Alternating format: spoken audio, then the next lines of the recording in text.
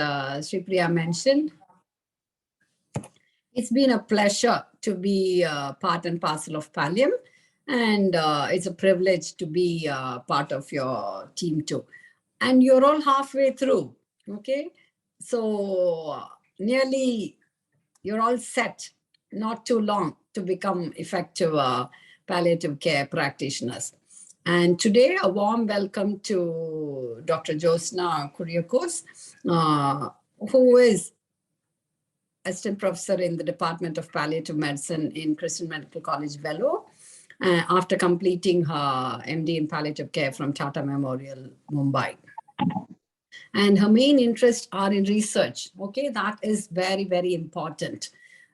Being part of research is what is going to help us to constantly keep on improving services in palliative care.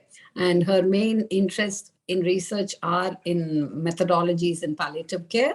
And she's part of the outcome measures reporting team too. So, and she's also involved in serious illness conversations, and she's part of the adult hematolymphoid malignancies and musculoskeletal oncology also. So all important and areas which need interest and which need research doing, because many of these things, musculoskeletal and oncology and all, still needs a lot of doing to be done to help us to improve the services that we render. A warm welcome to you, Dr. Jyothsna Kuriakose, to take us through this session. Thank you so much, ma'am, for your kind introduction. Am I audible? Yes. Am I audible? Yeah. Yes, yes, yes. Thank you for giving this opportunity. I'll start sharing my screen.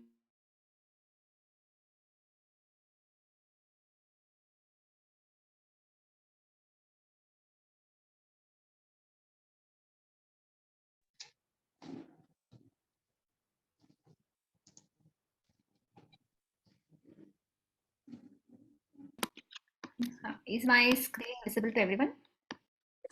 Yes, so in case I'm not audible, or if my voice is very low, please let me know, because I've had a long day at work. Yeah, so without much further ado, we'll start off. So today we are going to have the first part of GI symptoms, that is, hello. Yeah, so today we'll try to have a brief overview on the first part of GI symptomatology. We'll try to cover some bits on palliative care aspects of nausea and vomiting. So these are our learning objectives for today. So we'll just go through some definitions, go through the epidemiology, the mechanisms, pathophysiology, then assessment, management, evidence, and recommendations.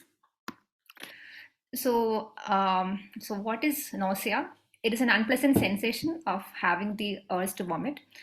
And meanwhile, vomiting is a forceful expulsion of gastric and intestinal contents through the mouth.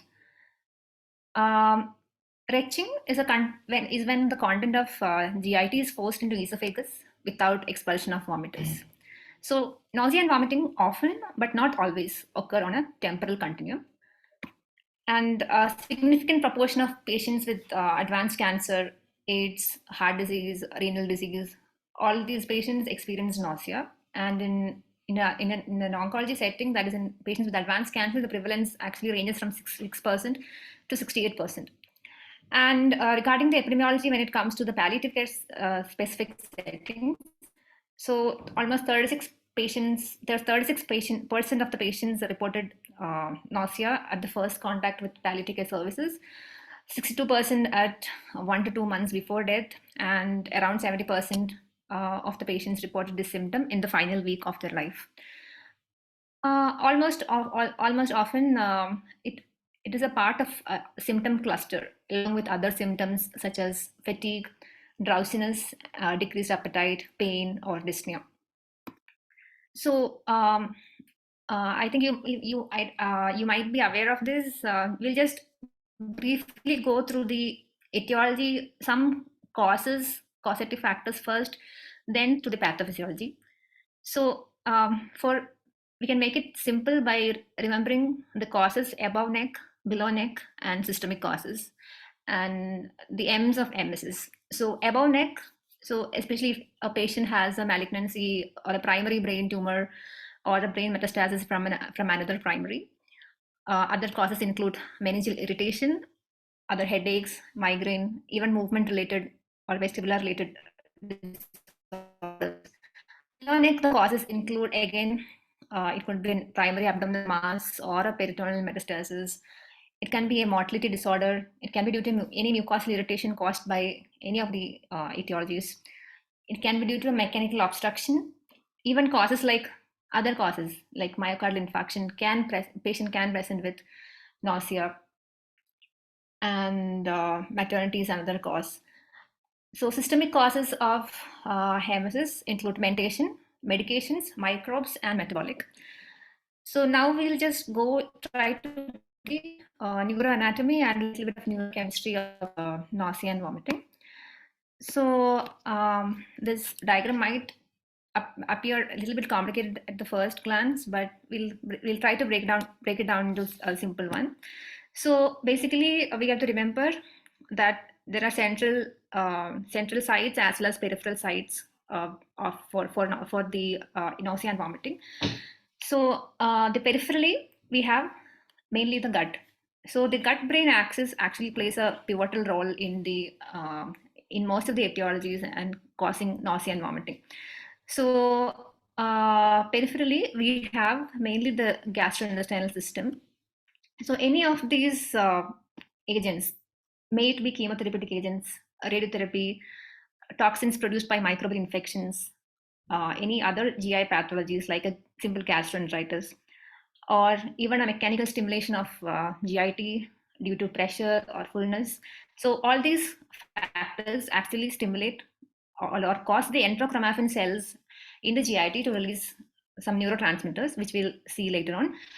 And so the enterochromaffin cells and the enteric nervous system is stimulated, and from there the afferents are taken to the central sites responsible for the emesis and vomiting. So this happens through the vagal afferents. So in other causes such as cardiac ischemia or gastric distension or kidney disease, again that output from the visceral output and it is carried via the sensory inputs are carried via the vagal afferents to the main central regions. So that is one part. So next we'll look at this. So what about the blood-borne mediators like medications, toxins, and other infections and all? So all this actually will through the blood they will reach the area posterior situated outside the blood-brain barrier, and again the signals are sent from the area postrema to the central site. So coming to the central site, so what is it? So nucleus tractus solitarius and the dorsal motor nucleus of the vagus. So together it is called as the dorsovagal complex. So this is mainly responsible for the control or the integrating all the afferents and sending the efferents, which is responsible for the emesis.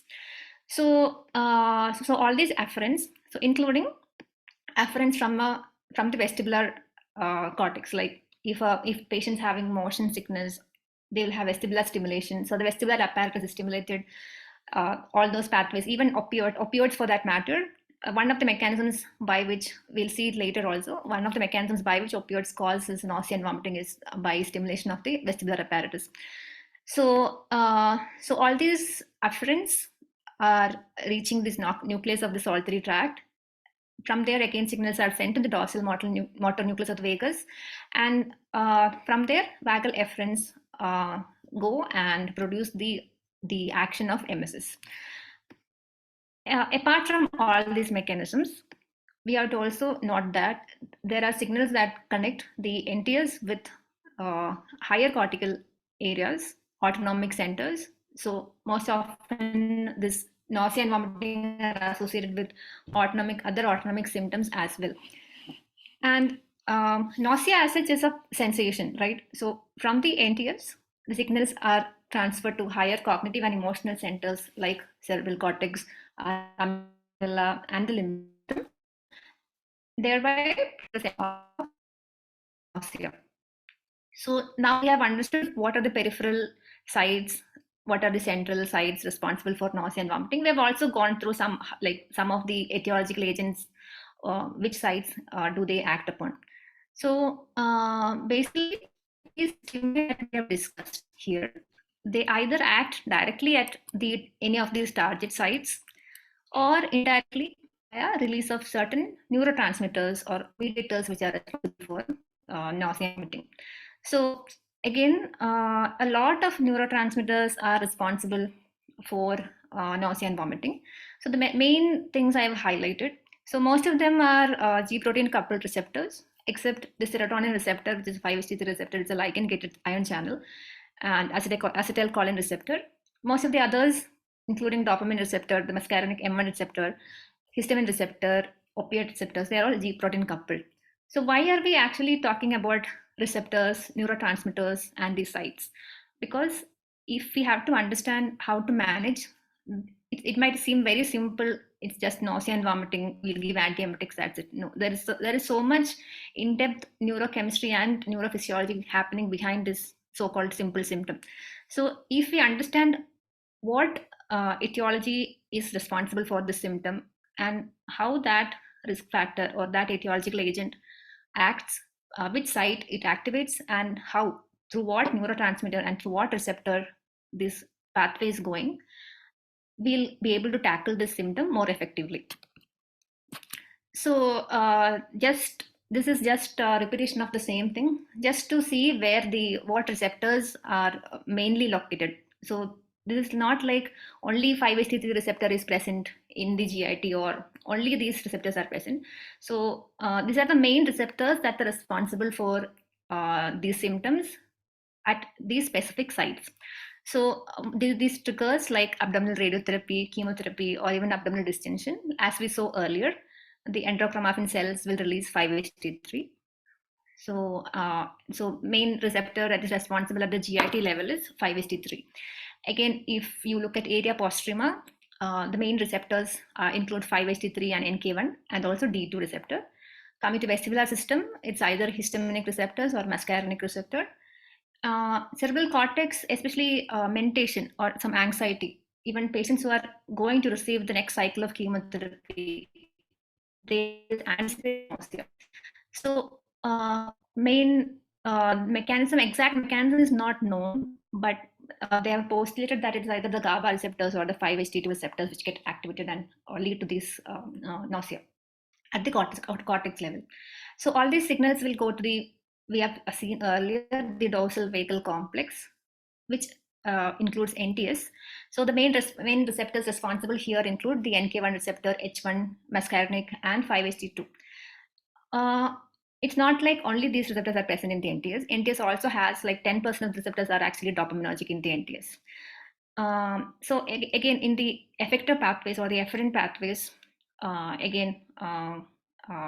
coming to the stomach, when that gastric emptying receptors like D2 receptor, mortlin receptor, or a 5-HT4 receptor, and the secretions that are produced because of these things, even somatostatin receptor, again the muscarinic and the H2 receptors.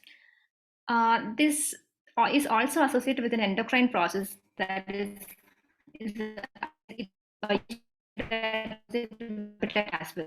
So that is actually because there is actually a decrease in the ghrelin levels that again in turn results in a reduced appetite associated with nausea and vomiting.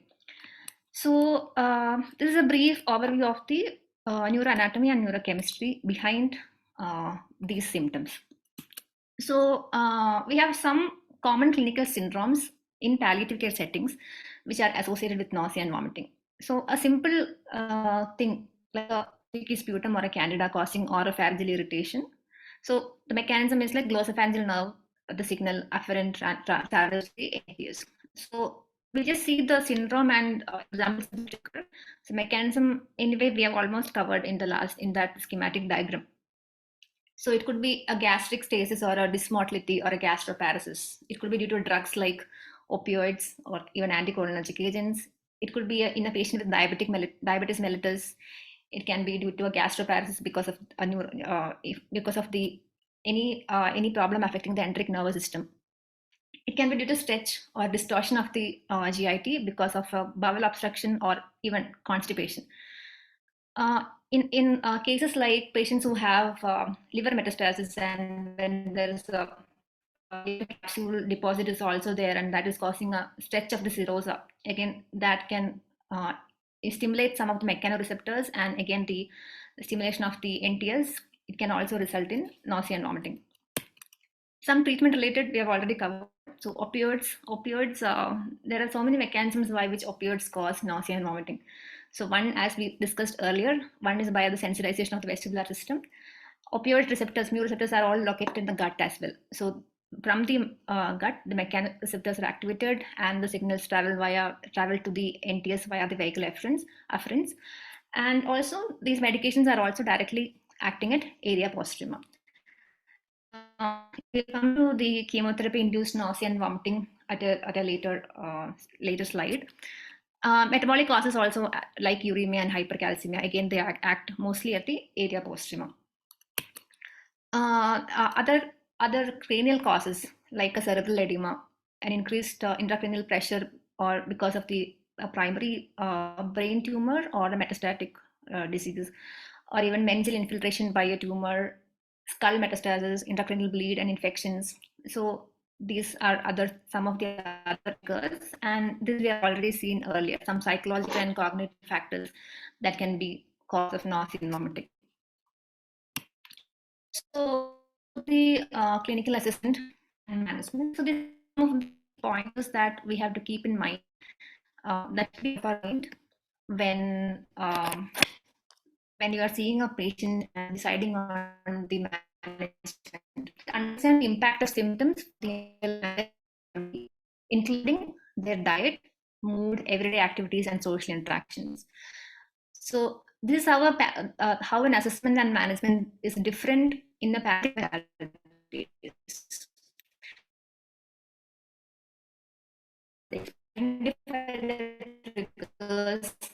the context. Try to establish always the thumb rule in palliative care is always reverse the reversible. Identify the cause of the symptom, reverse the reversible if possible.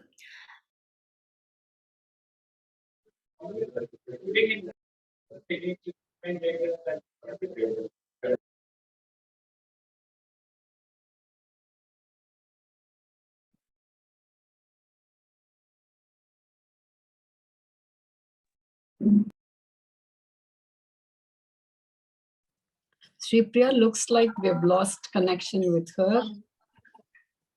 Dr. Jyothsna, I can see her, but Am I audible now?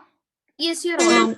Yes. Okay, I'll try to share the screen again. Your voice does break in between, Dr. Jyothsna. It's okay, but sometimes it does break. Please let me know if it is not clear or not audible. I'm actually in the hospital. That's what, it's okay. But what happens as you're speaking, it does break and get corrected by itself. But see what best you can do. Yeah. Ma'am, actually, we were just losing letters in between, not even words. When you were talking, we were just losing letters. Okay, so am I It's not too bad. It's not too bad. That's what it is getting corrected by itself, I would say. Yes. Very short. Maybe I'll slow down a little bit so that that becomes better. But let me know, please, if it's not at all clear. Sure, ma'am, we'll do that. Is my screen visible at least? Yes. Screen is perfect and good. Okay.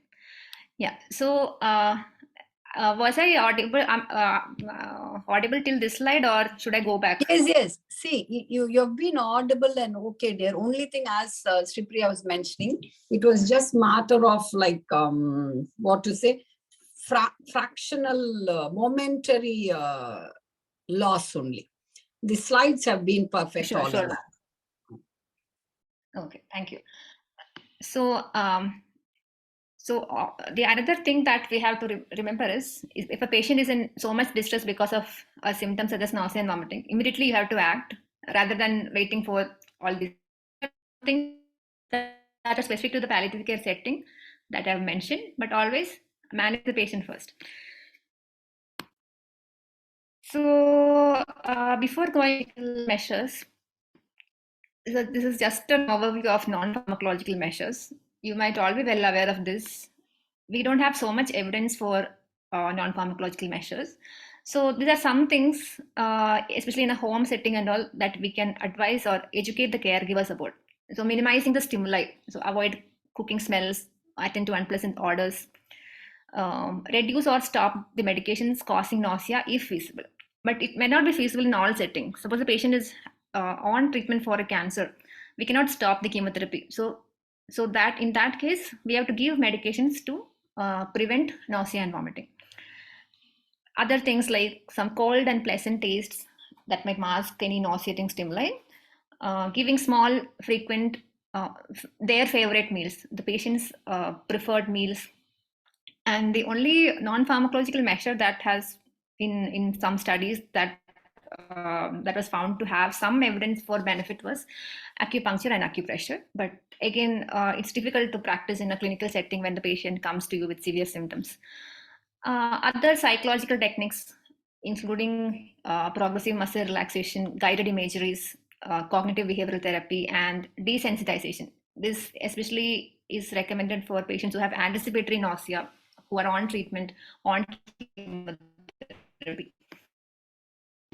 So the rationale for pharmacological management is either you identify the cause and treat the cause, and or identify the pathway or the mechanism, the pathophysiology behind it, and treat the pathway.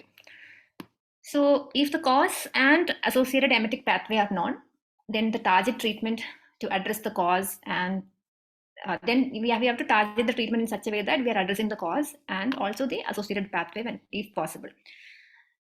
But in cases where it is a multifactorial etiology causing the symptom, we can even go we can even take an empiric approach, and based on the most commonly activated emetic pathways, we can select our medications.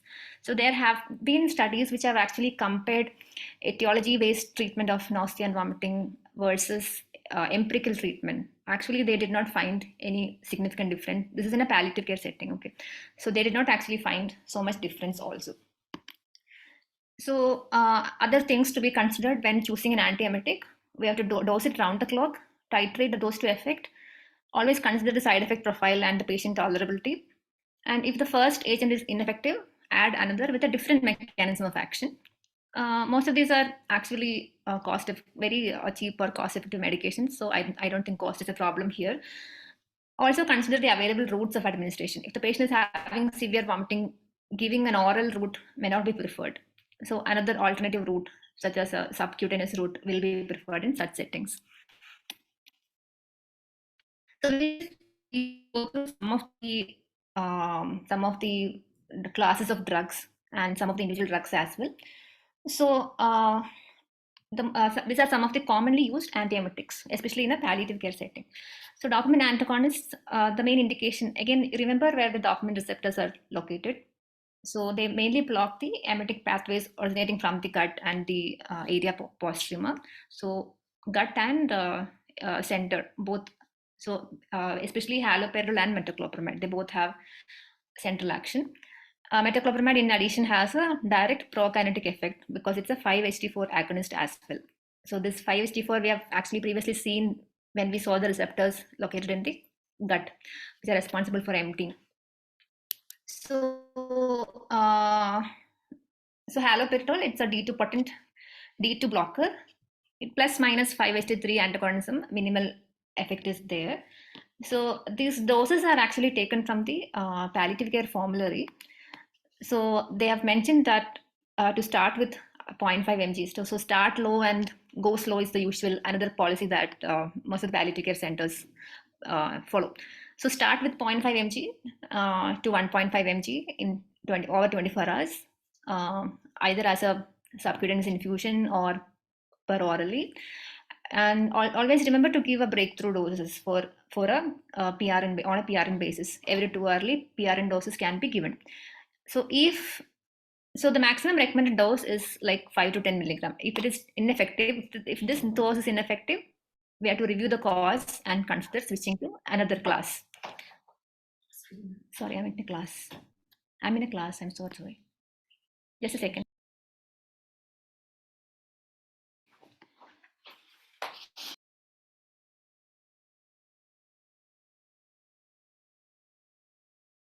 Sorry for the interruption. Am I audible? Yes, ma'am. Yes, you may please. Yeah. So, in addition to side effects, which are the experimental side effects, some sort of sedation and QT prolongation. Actually, the QT prolongation, it's actually a very, very rare, less than 1% only the prevalence has been found out. It also has it's also metabolized by the CYP450 pathways. So, possible drug interactions and all we have to keep in mind.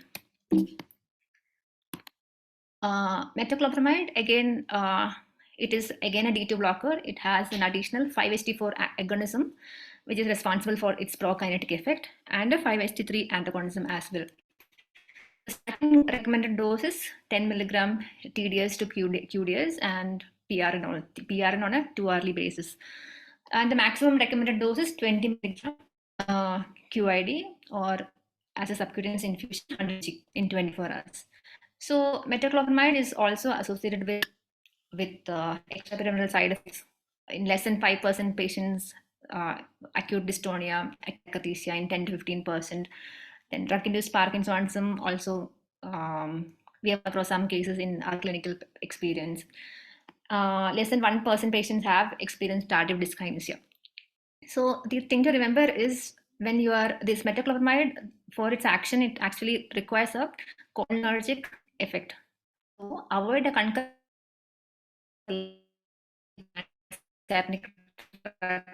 such as hyoscine butyl bromide, which has an anticholinergic action. So kindly avoid current use with metoclopramide. Jyothsna, ma'am, sorry to interrupt, but I believe Domperidone, it's a pure peripherally acting. Hello? ma'am, I think the disturbance was a little bit more. Not sure if the same for Did others.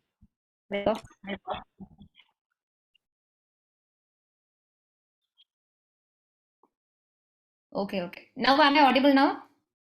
Yes, ma'am. Hello? Yes, Am I audible? Yes, Yes, yes, ma'am. go ahead, dear.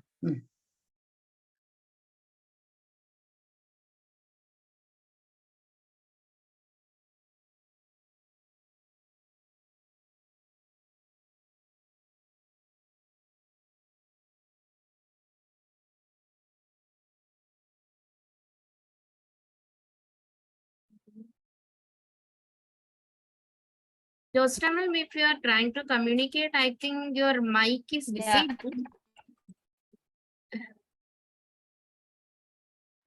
My mic is missing. Am I audible at all?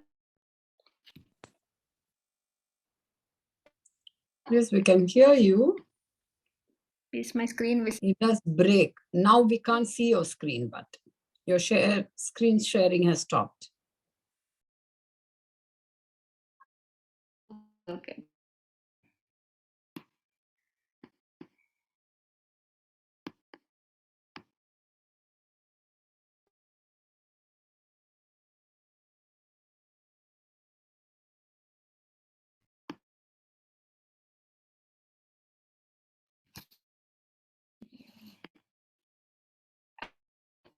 You can see now. Not with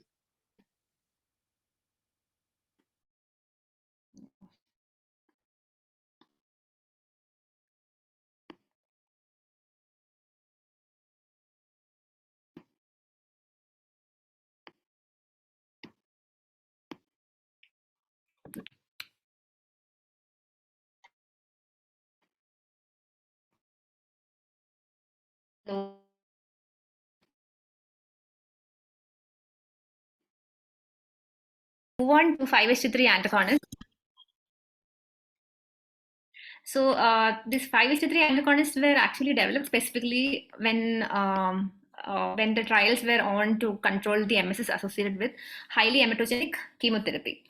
So these are usually indicated in nausea and vomiting post-surgery, post-chemotherapy, radiotherapy, in cases of intractable vomiting due to chemical, abdominal, and cerebral causes. So basically, excessive amounts of 5-hydroxytryptamine is released from the body stores like enterochromaffin cells after chemotherapy or radiotherapy-induced damage of GI mucosa, or due to an abdomen when there is a severe renal impairment. When there is a leaky platelets, from there also serotonin is actually secreted. So these are some of the drugs: ondansetron, granisetron. We also have pulnosetron, which is the next generation 5:3 antagonist.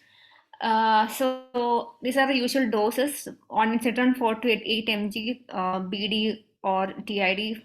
Then the maximum recommended dose is 16 to 24 milligram. And if clearly of benefit, then we can actually continue it if the patient doesn't have any side effects, or if the cause is, unless the cause is self-limiting. Granisetron is usually used in prophylaxis of chemotherapy-induced nausea and vomiting. So the only thing to remember is 5:3 antagonists can reduce colonic motility. So they can actually cause or worsen constipation. So already constipated patients, this is sometimes less preferred. Some other drugs, antihistaminic, antimuscarinic agents, they are indicated when nausea is related to vestibular system irritation, and or in cases like raised intracranial pressure, or when other antiemetics are contraindicated. So the cyclizine is usually not given in India. So the formulary actually recommends the use of cyclizine. But instead of that, we can use other anticholinergic agents, antimuscarinic, antihistaminic agents like diphenhydramine, hydroxyzine, or promethazine and all. So olanzapine is an atypical antipsychotic, which there has been a lot of evidence for its use in chemotherapy-induced nausea and vomiting. It has a broad receptor spectrum. So even in cases where the patients are not responding to the usual antiemetics, olanzapine can be given. So the recommended dose is 2.5 mg to 5 mg orally at bedtime. Typical effective doses fall between 2.5 and 5. Occasionally, they need 10 milligram in 24 hours. Again, the side effect profile also we have to be aware of. It can cause metabolic syndrome, weight gain, postural hypotension, extrapyramidal side effects. So these are some things that we have to keep in mind. I hope I am audible. Yes. Yeah. Okay. So again, other phenothiazines like levomipramazine also I don't think it is used in India. Abroad, I think it is one of the broad spectrum drugs, antiemetic, that is used as second line or third line when the patient did not respond to the usual measures. Also, there is a role for chlorperazine. It also has a dopaminergic, antihistaminic, antimuscarinic, and 5-HT2 action. So NK1 receptor is where the substance P or other tachykinins act through. So NK1 antagonists also have been found to be useful especially in cases of chemotherapy-induced nausea vomiting, especially when it's a delayed phase. So aprepitant is there, fosaprepitant is there. Even there is something called as NEP, netopitant palinosetron. It's a combination of NK1 antagonist and next generation 5-HT3 antagonist is a combination. So this is mainly indicated and approved for use in chemotherapy-induced nausea and vomiting. So other miscellaneous drugs, these are not primarily antiemetics, but they can also help in controlling these symptoms. So corticosteroids in so many instances like chemotherapy-induced nausea vomiting, radiation-induced nausea vomiting, in malignant bowel obstruction, in causes where raised intracranial pressure is the cause for nausea, and even chronic cases of nausea in patients with advanced cancer. So the possible exact mechanism is not clear, but they have postulated that it causes depletion of the GABA stores. Some say that it reduces the blood-brain barrier's permeability to the systemic toxins. Other drugs include octreotide. Again, it's a somatostatin analog, so it decreases all the secretory peptides in the GIT, decreases plasmic blood flow. Hyoscine, again, we have seen it has an anti-muscarinic effect and a smooth muscle relaxant effect as well. Cannabinoid, specifically this dronabinol and nabilon, they have been used in chemotherapy-induced nausea and vomiting, especially when it's not responding to the usual measures. However, in anticipatory nausea and vomiting, there have been some studies where they have found that there is a role for benzodiazepines. Coming to, so what about patients who have renal impairment and hepatic impairment? So what drugs do we give? So what happens during the renal impairment? The pharmacokinetics of a drug is affected. So there can be an enhanced CNS depressant action, reduced protein binding, increased CNS level of the drug. So generally safe is either ondansetron, granisetron. So we have to be cautious in end-stage renal failure when we are using other drugs. So these are some of the doses, maximum recommended doses for domperidone, metoclopramide. So starting low and even like 10 mg BD maximum is a recommended dose for domperidone in end-stage renal failure. So exercise caution when you are giving these drugs in a patient with end-stage renal disease. In severe hepatic impairment also, the same caution has to be exercised. So what happens is, especially when you are using two drugs with the same CYP450 pathway, so drug interactions are possible. When there is hepatic impairment, the risk for QT prolongation increases with these drugs. So, but even though they tell that we have to use caution, even domperidone in most of the centers, first choice for antiemetic in a severe hepatic impairment is domperidone. Again, we have to start low, space out. Haloperidol and others, better to avoid in cases of severe hepatic impairment. So this is opioid-induced nausea and vomiting. Just briefly, we'll try to cover it. So we have already gone through the mechanisms previously also. This is actually influenced by genetic polymorphism of the opioid receptors also. So not all patients will develop, or even if the patients develop an opioid-induced nausea and vomiting, the intensity might differ between patients. So always when you are prescribing an opioid, proactively prescribe an antiemetic on a PRN basis at least. So chemotherapy-induced nausea and vomiting, it can be either acute when it occurs and resolves within 24 hours. That is primarily mediated by 5-HT3. Delayed is when it occurs more than 24 hours of the chemotherapy. Usually it's a substance P mediated response. There's also breakthrough nausea or vomiting that occurs despite the usual prophylactic measures, and anticipatory nausea and vomiting prior to the next cycle or the second cycle or the next cycle of chemotherapy that occurs as a conditioned response. So we'll just go through some of the ASCO recommendations for prophylaxis of chemotherapy-induced nausea vomiting, because today's case also, I think it's a patient with malignancy who is receiving chemotherapy and concomitantly radiotherapy. So based on the hematogenic risk of the chemotherapeutic agent, so if it is high hematogenic risks like drugs like cisplatin and high doses of cyclophosphamide, so anthracycline, cyclophosphamide combinations and all.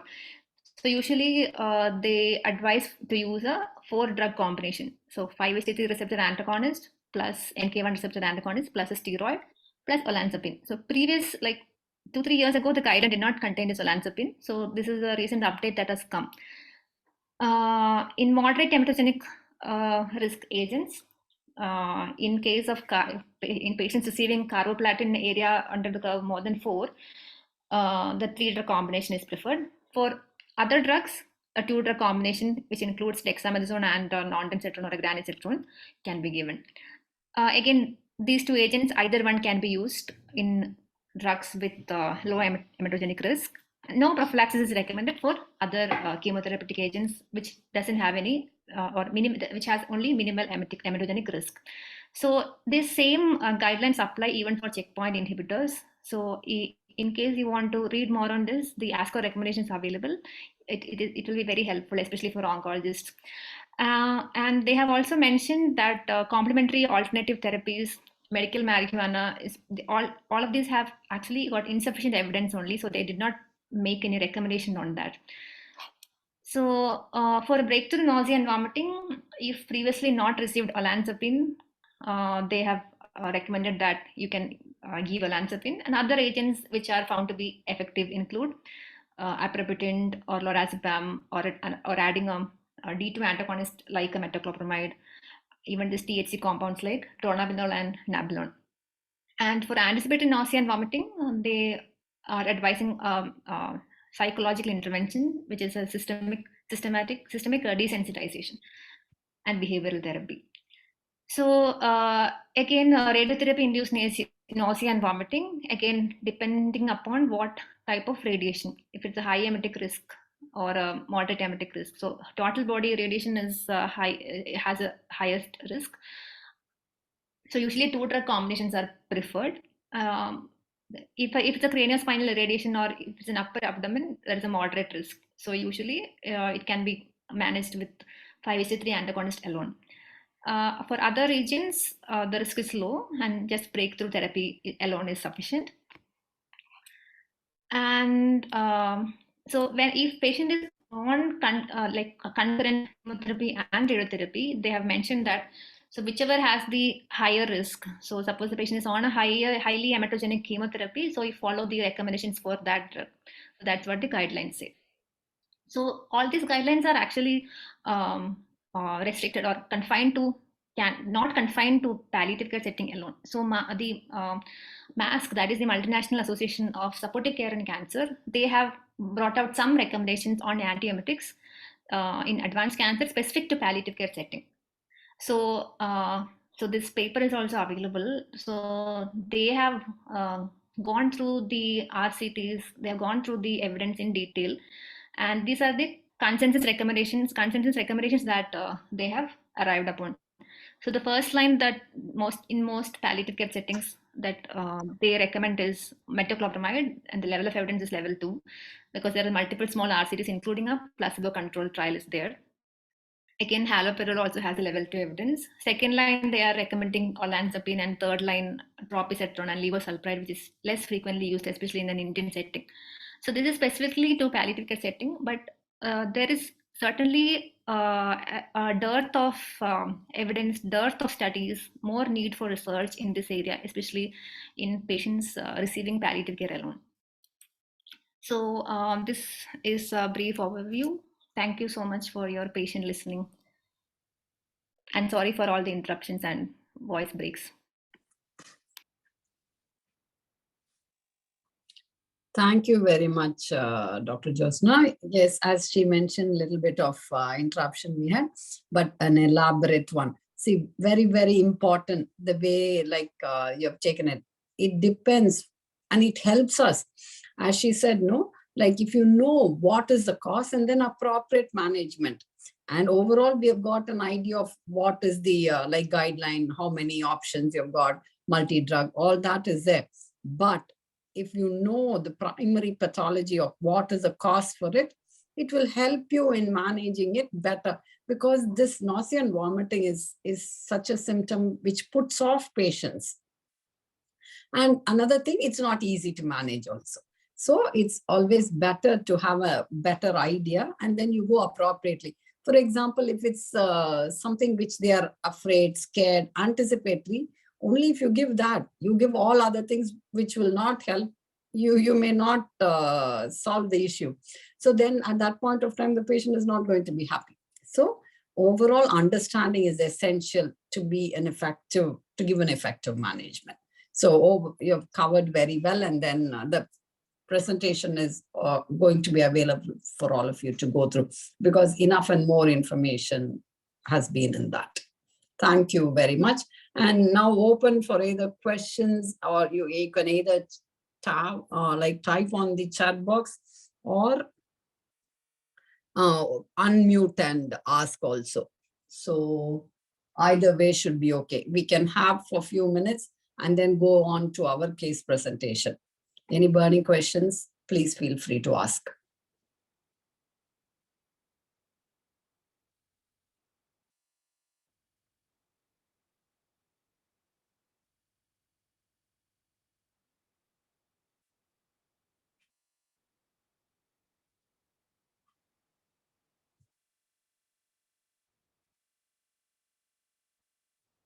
Anything, let me have a look at the chat box also, if anything is there too.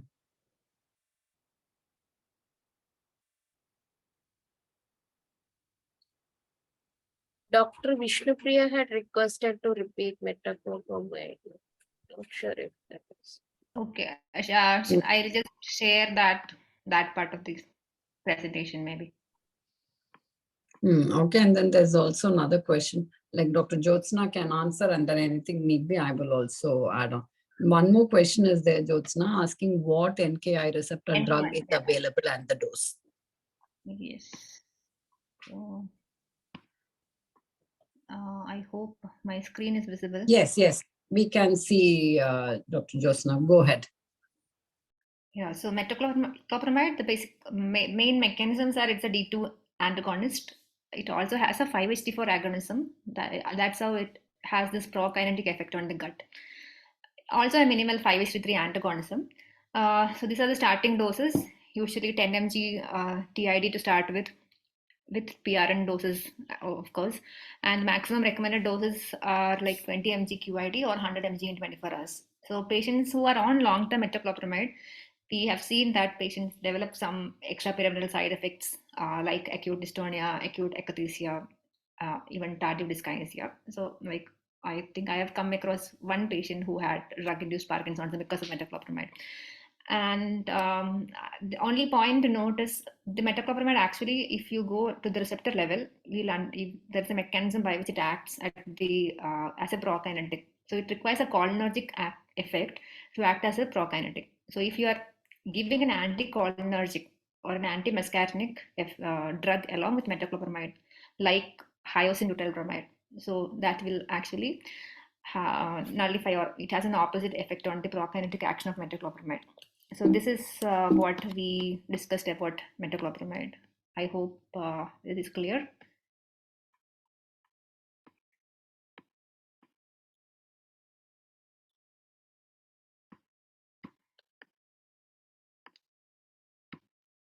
Yeah, and I think we have already covered, you'll get the presentation also on what drugs to prescribe for gastroparesis and how much. So gastroparesis, again, we have covered the prokinetic parts. And what NK1 receptor drugs are available and what dose. So NK1 receptor drug, anti-NK1, like those blockers include aprepitant, which is usually used for prophylaxis in chemotherapy-induced nausea and vomiting. So usually it's like given as 120 mg on day one and on the simultaneous or the consecutive 2 days 80 mg. That's the usual dose that is given. Newer generation NK1 antagonists have come up. I don't know if any of you are using it. These include force, aprepitant, and they have even combined NK1 antagonist with a 5-HT3 antagonist. So it is like they have this netopitant. The NK1 antagonist is called netopitant. It's one of the newer generation NK1 antagonists that have come up. So they have combined actually netopitant along with palinosetron. It is a next generation 5-HT3 antagonist. So netopitant palinosetron combination is also used in some centers. I am not aware of the doses of force aprepitant and this netopitant palinosetron combination. Ma'am, you want to add something on that?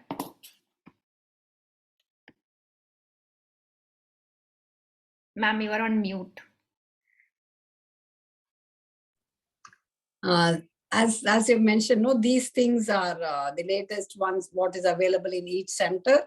I am not aware of, and so this mainly, no, if you are able to, these specific things will be guided by the oncologist when required.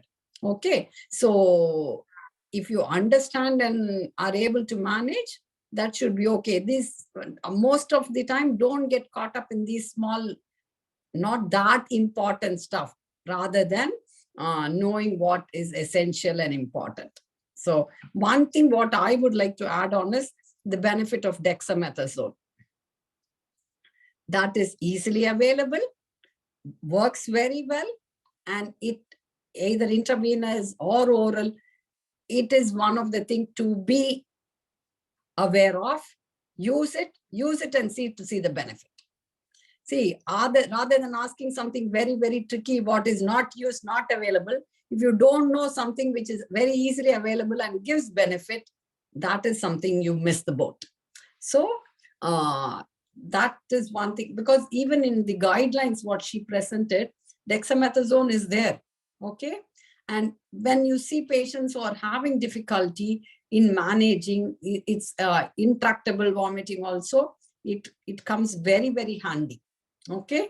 So just one intravenous dose will solve the issue many times, okay? And that again, nice 15-20 years of practice I've had, so I can confidently say that it will work. Literally one dose sometimes will do the job. And then many times, another important thing what I wanted to add on was, she already mentioned, especially when you are prescribing morphine. If you miss prescribing an antiemetic, I would say it could be equal to a negligence, okay? Because the whole benefit of morphine will be lost if you don't prescribe an antiemetic, and that too regular antiemetic, at least for the first 3 days. And you have to give clear instructions on how it has to be taken. For example, normally when you all come to your use of morphine, you'll by the clock, by the mouth, all that you would have seen. So like 6 o'clock, 10 o'clock, 2 o'clock, 6 o'clock, 10 o'clock, that's the standard, okay? For example, if you're telling that, you have to instruct them properly. The first dose of antiemetic has to be taken at 5, 1 hour before that 6 o'clock.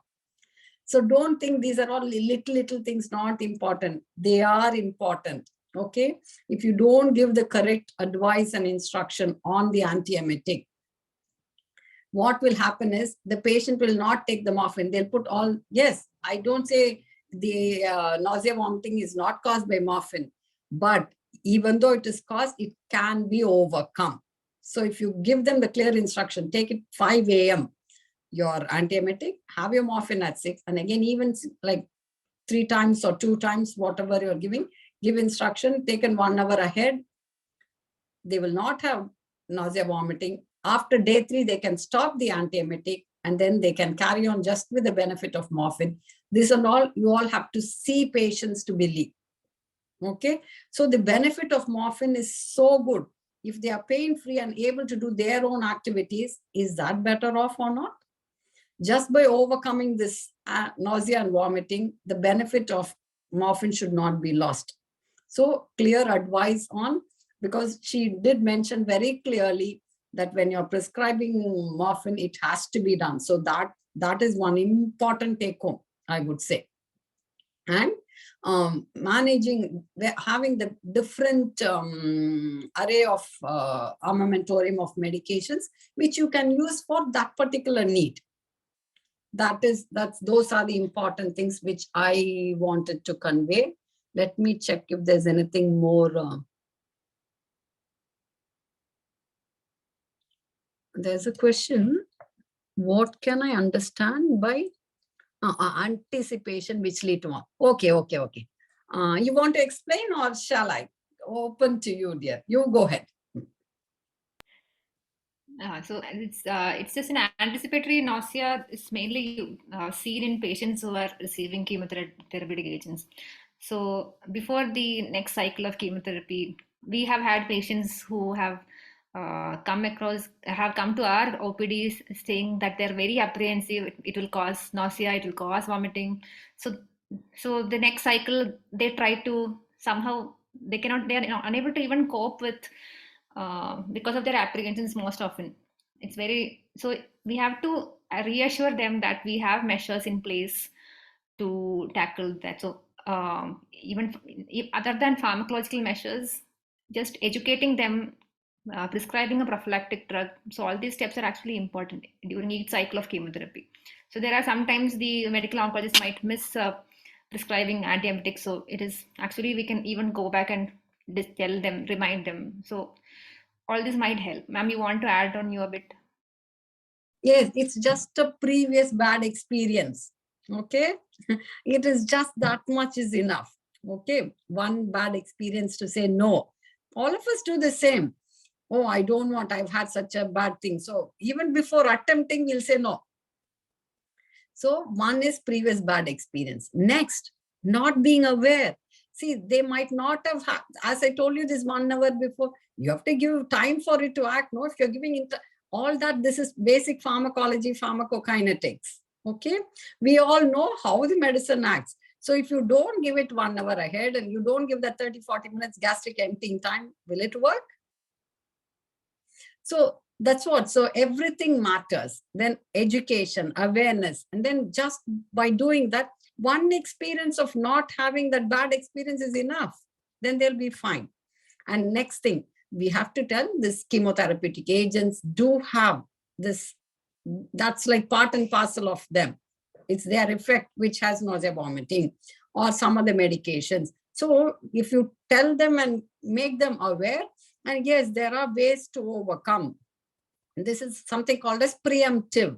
You anticipate and give something ahead so that you don't have that unnecessary symptom. Okay, so that is what, that bad experience, and then telling them ways and means how to overcome.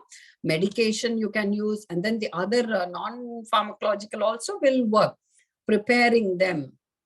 That's where, and then benzodiazepines do help in those type of periods. See, in spite of all this, they still are, because we are all not made the same. That's the beauty of life. Otherwise, it'll be boring. So we are all made different. And there is plus in that also. So, okay, someone is very anxious. We have to make sure how that can be tackled also.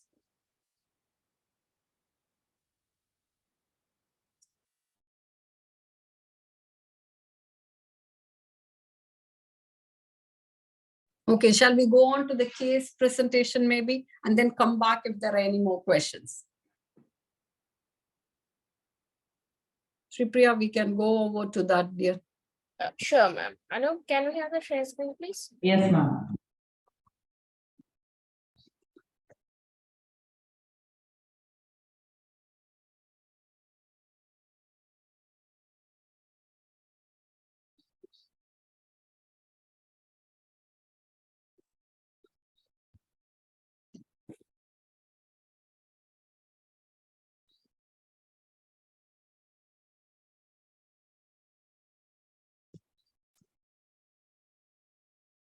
Dr. Hilaxi, it is over to you. Okay. Thank you, ma'am. Thank you, Dr. Jyothsna. It was a very good presentation. So moving on to my patient story. So can I have the next slide, please? Yeah. So this lady is a 50-year-old female. She is a CS cervix FIGO stage 3A patient. And then she was on chemo and radiation, and she came to me for, for the last 7 to 10 days, her vomiting episodes have increased. And with several episodes over the last 3 to 4 days, it was non-bilious and mostly watery. And next slide, please. Yeah, so the history of present illness, she's a 50-year-old who presented with complaints of abnormal bleeding and whitish discharge per vaginum for 2 months. The initial ultrasound and the MRI abdomen revealed growth in the cervix, which was extending to the vagina and with the involvement of the parametrium. The biopsy showed it to be a well-differentiated squamous cell carcinoma, and so we have diagnosed her as FIGO stage 3A. And all the other investigations were normal. And then she was subsequently planned for external beam RT 50 gray in 25 fractions over 5 weeks with a weekly dose of cisplatin 40 mg per meter square, followed by 3 sessions of intravaginal brachy. Currently, she was into her 4th week of treatment. In the examination part, she was conscious and cooperative. Her general condition was quite okay. There was no pallor-icterus and cyanosis. Locally also, the growth had reduced in size, and otherwise she was doing fine, apart from the nausea and vomiting part. Next, please. So, right now, she was when she came to me, she was undergoing the chemo radiation part. She had completed 4 weeks, and with weekly cisplatin, she was getting a dose of 50 mg after calculation according to her BSC. And even after the adequate pre-medications, she was complaining of this repeated nausea and vomiting episodes. Other weekly blood tests were normal. Yeah. She comes from a nuclear background. She has a single child, a kid. He's 20 years old and he's a college going student. And her husband is a banker. Currently, for the last 4 to 5 days, he has taken a leave of absence to take care of her because of her increased episodes. So this is what was given during chemo. Pre-medications that we gave were MSET 8, MSET DEXA and Rantac. So this was all before the around 1 hour before the chemotherapy, IV chemotherapy. And initially she was put on metoclopramide, but that was not controlled. So then I changed it. Right now, when she came to me, I changed it to random 2 mg. Dexa 4 mg twice daily, Rantac before food, and with plenty of oral fluids, including warm water and soups. Also, I gave her some other advice to take some dry foods such as crackers, biscuits, some toast, and not to skip meals. Instead of 3 large meals, I asked her to take several small meals and to take small sips of warm water after the vomiting stops. And I also asked her if possible, she could have some lemon or ginger candies to remove that nauseous feeling, and to try and relax before each chemotherapy session. Example, listening to music. So the main concern here was, next slide, please. So the main concern was this increased episodes of nausea and vomiting over the past 3 to 4 days. Yeah. Next slide, please. Yeah. So this is a 50-year-old lady with a diagnosis of CS cervix, FIGO stage 3A, who is currently undergoing concurrent chemoradiation and has presented with several episodes of nausea and vomiting. So I know it's all because of radiation and chemo. So how, I just wanted to know, like, do I need to approach differently for the chemo and radiation, or is it okay, like how I have progressed, or is there anything that I'm maybe doing incorrectly? I'd just like to know. And since I know she's dreading her treatment, and how do I, do something more so that this anticipatory nausea and vomiting can be probably reduced or removed. So yeah, thank you. Thank you, ma'am. So yeah, that's all from my side.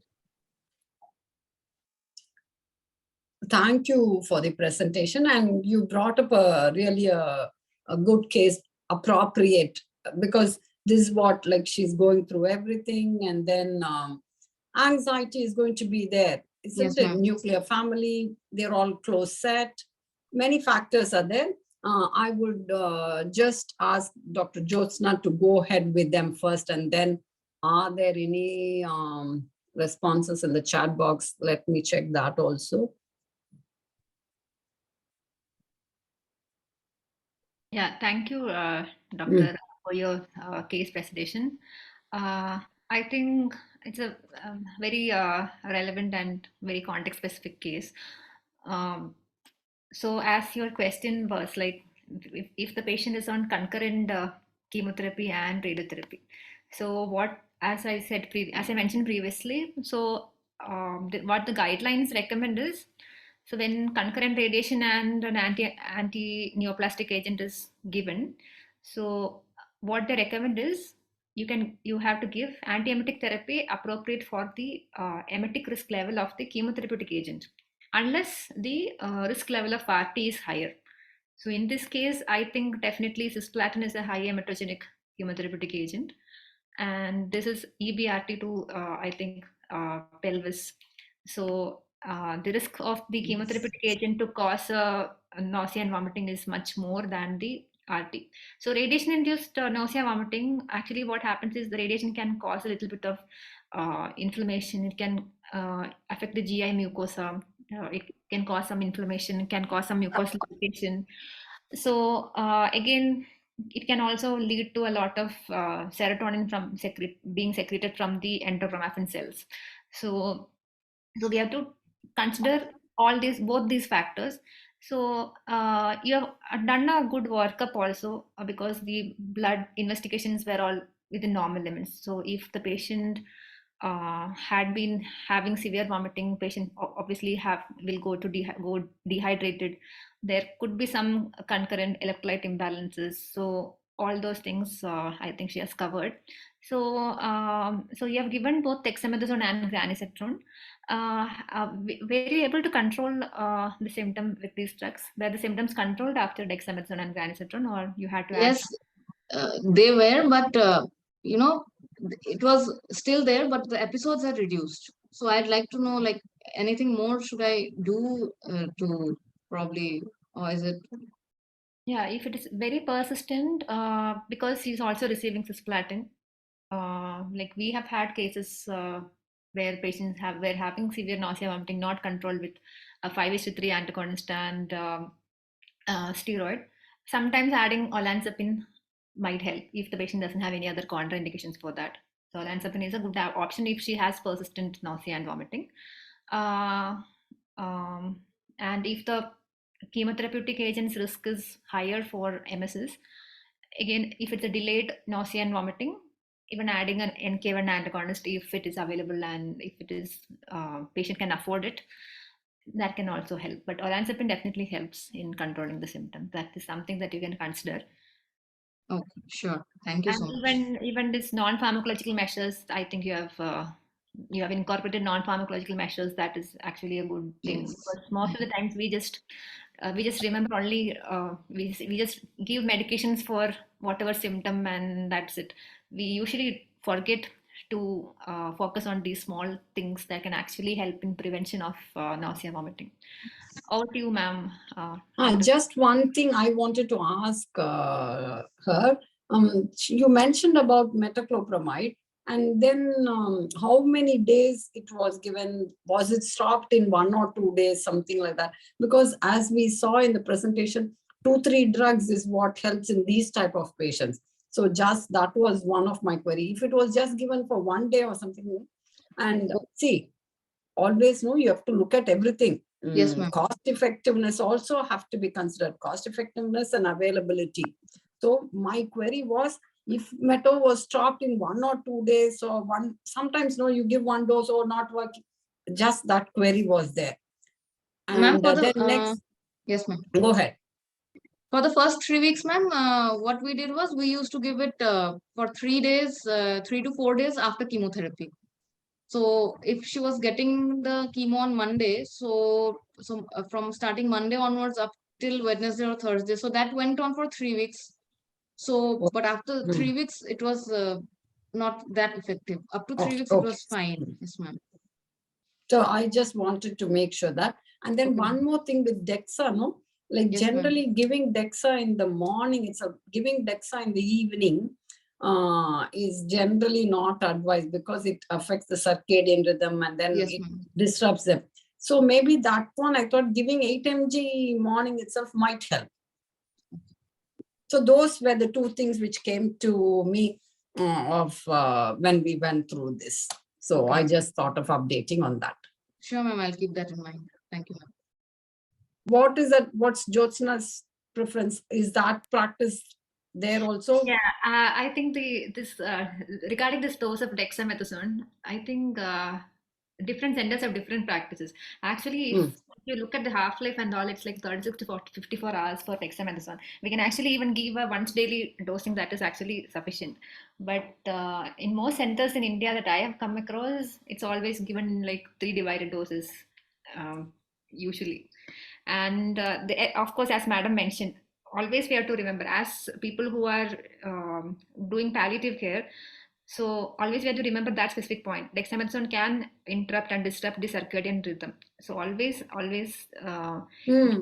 give the dose mostly in the morning, or at That's what, least. see, in Pallium, we do that. See, latest is 2 o'clock or something we try. So I would just say maybe better to give, and nothing wrong in giving as a one-off dose. That gives better patient compliance also. Yes, definitely. So that can be considered. Yeah.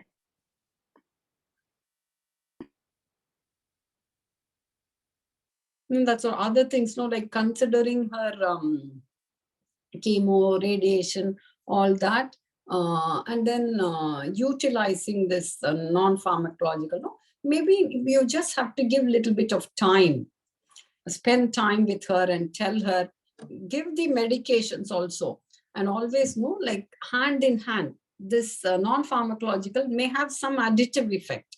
See, again, I'll come back to pharmacology. All our basics only help us a lot.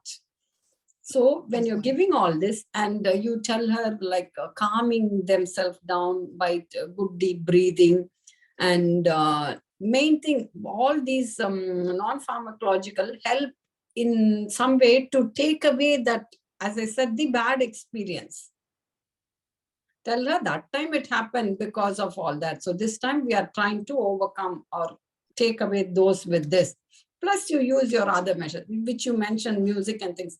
And that time I would say leave it to the person. Whatever she likes the best, she or he likes the best, and they feel that is what will help them, use that. So in total, collectively, everything together will help. So that is what we have to look at. Anything else in the chat box? Let me have a look. Just one more thing, ma'am. So not relevant to this case. So so they have also mentioned, like I've mentioned this earlier also. So now we have so many immunotherapy, and so the frequency of nausea and vomiting with immunotherapeutic agents is very less compared to our conventional chemotherapy agents. So, but they have anyway mentioned that there is no change in any of the recommendations if chemotherapy is administered along with an immunotherapeutic agent. So they have mentioned the same guidelines for both. I have mentioned this guideline link is there in the chat. If anybody wants to access that, I've put it in the chat. Okay, and one more query was there in the chat box asking about DEXA dose. Can you go ahead? What is that you would? Yeah, according to the palliative care formulary, the 24-hour dose, antiemetic dose of dexamethasone, they have recommended as 8 milligram to 16 milligram in 24 hours. Okay. That's all. So normally 8 milligrams. See, when it is if you try with 8 itself, mostly it will work. But if that doesn't work, you go up to 16. Yeah. And this is where, especially when it comes to non-pharmacological measures, that's where our palliative care nurses play a very good role. Totally true. Yeah. Yes. Re-emphasizing and educating the family and the patient regarding each of the small dietary or whatever measures that they can take at home. So our nurses beautifully explain, and I think that's where that teamwork happens. Exactly. Totally true, Dr. Jyothsna. I keep telling, there's no I in team, and working together is what will help, and nurses are excellent. Okay. And many times, see, if nurses are excellent, the beneficiary is you. Yes. Okay. So that is how we all have to start working. And it's like a combined team working is what will help. And so they see and spend more time than us. Okay. So little things, and especially while presenting, she did mention about dietary advice. Again and again, I keep telling everyone, when someone is unwell, having 2 big meals in a day doesn't work. And the family as such will be telling them, oh, no, you split it as frequent small meals. That will help in a very big way. So those are things which already was mentioned in the case presentation. Very well done, dear. And that is what all have to incorporate in your practice. Tell patients that it's okay. You split the whole meal. What I normally tell is the same whole meal, what you will have, split it as 3. Take it once in 2 hours or something like that, small quantity, because when your appetite is low, you can't eat, you have so many difficulties, psychologically you're upset. So small, that also will reduce the frequency of nausea and vomiting. So everything counts. Okay, I think we have covered all like the queries and questions, what is there and things. I don't think anything is left unanswered. See, just not only dexamethasone alone may not be enough, okay? It's an additional agent which can be used. For example, you're giving metoclopramide. I'm not getting the benefit that I am anticipating. In that place, DEXA adds on. Intractable, unmanageable, those situations, DEXA works. See, DEXA is used a lot in palliative care for many of its benefits. And not necessarily always you need it for a very long period. Okay, you use it just as one-off also. And so in those situations, this long drawn giving high dose DEXA, weaning, all that may not be needed if you're just going to give one-off dose or something like that. Okay. If you use DEXA for a longer period of time, then you follow the tapering protocol and things like that. But like one-off doses, you could use for the benefit, and it will be fine without much side effect like what you normally think of.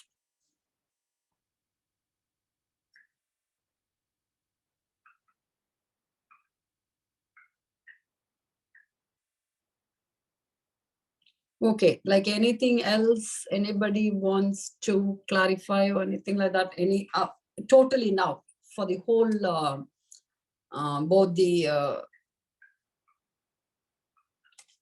topic discussion and the case in total, anybody has anything to ask, please do.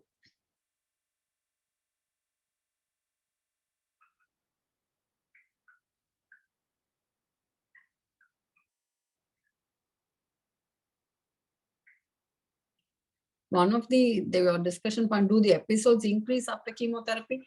Again, that will be variable. It cannot be the same. Okay, we anticipate and try to bring down what experience they had. But again and again, no, each time after chemo or after each management plan, the patient also changes, no, how she was, how her condition is, everything comes into play. So we cannot give a blanket answer for that query of yours. So you have to take it at that point of time, what is that patient's condition, and then only you go ahead with that. Just seeing that query, it came up, so I just thought of answering.